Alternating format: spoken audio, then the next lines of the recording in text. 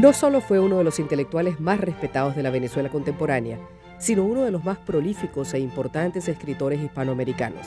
De pensamiento plural, sin perder su visión universal e integradora, convirtió a Venezuela en la pasión y razón de su vida. Viajó mucho y vivió fuera, pero repetía incansablemente: jamás pensé en expatriarme, nunca. Yo creo que era como la voz de la conciencia nacional. Su pensamiento siempre era en el país, pensando cómo este país, que está tan lleno de recursos, tan lleno de personas competentes, de personas inteligentes, de personas trabajadoras, se ha convertido en este desastre. Y eso era una cuestión que lo mortificaba de sobremanera a él. Forma parte de una estirpe de personajes que tuvieron una destacada actuación en la historia política y militar del país. El primer Uslar en llegar a Venezuela fue Johann von Uslar, alemán de Hannover, quien llega en 1819 a luchar contra los españoles al frente de un contingente del ejército inglés. La rama de los Pietri llega a nuestro país como parte de la inmigración corsa a principios del siglo XIX.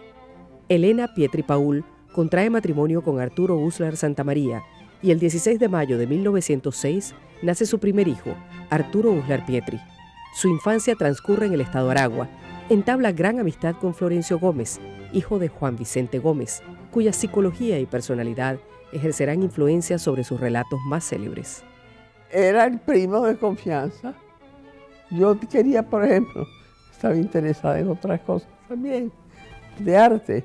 Le digo yo: mira, Arturo, caramba, mira, tú sabes seguramente mucho más que yo sobre tal y tal pintor.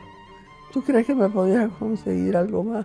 Y así empecé yo a preguntarle a Arturo dónde podía yo conseguir, o oír o saber de personas que para mí eran conocidas, pero no lo suficiente como para yo verdaderamente poder disfrutar de su conocimiento. Él era en su vida personal, en su vida privada, muy parecido a lo que él aparecía en la vida pública. Él realmente tenía una uniformidad, es decir, lo que él aparecía ante el público, esa persona, digamos, seria, dedicada, por supuesto inteligente, por supuesto honesta, por supuesto una serie de otras características, digamos, de gran fortaleza de carácter. Eso es lo que él era en su vida privada. No termina el bachillerato en Maracay, pues contrae un grave paludismo, al cual no sucumbe gracias a los esmerados cuidados de sus padres y la mudanza a Los Teques. Por esa época nace su hermano Juan, 19 años menor que él.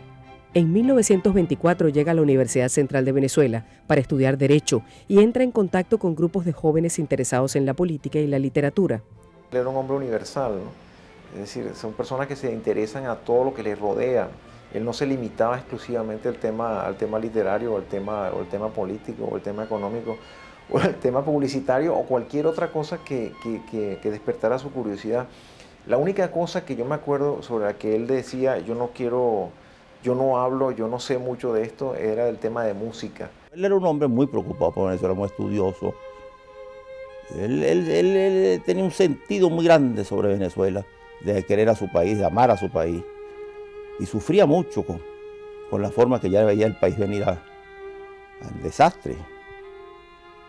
Él sufría mucho con eso. Y yo digo que yo amo a Venezuela, porque yo sí la amo también, en gran parte porque él me enseñó a amarla. Tenía una gran cualidad, que él daba instrucciones a una persona, no instrucciones muy, pero esto. Y entonces volvemos a hablar de eso. A la próxima vez yo tenía ya contestaciones a aquello que él me había planteado y lo recibió bien, agradado, muy fácil de entender. Un año más tarde se gradúa de doctor en Ciencias Políticas y asume el cargo de agregado civil en la legación de Venezuela en Francia. Fueron 5 años decisivos para su futura actividad literaria y política. Viajó incansablemente y su cultura en todas las áreas creció de manera extraordinaria. A los 25 años de edad logra reconocimiento internacional con la publicación en Madrid de su primera novela, Las Lanzas Coloradas. La obra literaria de Arturo Uslar Pietri comprende la novela de corte histórica en su mayoría, el cuento, género en el que su aporte es probablemente el más importante, la poesía en menor medida, aunque ahí son 2 poemarios de importancia, la crónica de viajes, que por cierto es muy poco cultivada en Venezuela, y el ensayo ya sea político, antropológico, cultural e incluso literario. Paralelamente, también podemos considerar como una parte sustancial de su obra el trabajo como articulista. Son casi 50 años de artículos semanales, en su mayoría en el Nacional. Las novelas normalmente buscaba el tema.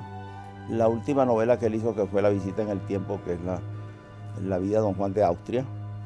Él se fue a España y estuvo indagando mucha información sobre Don Juan.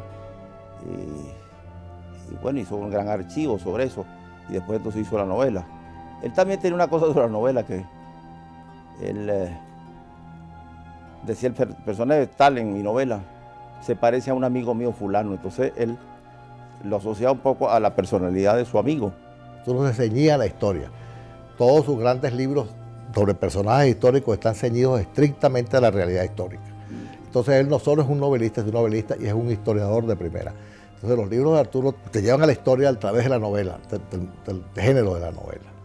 En eso Arturo ha sido quizás el único, o por lo menos el más importante de los historiadores novelistas que yo he leído.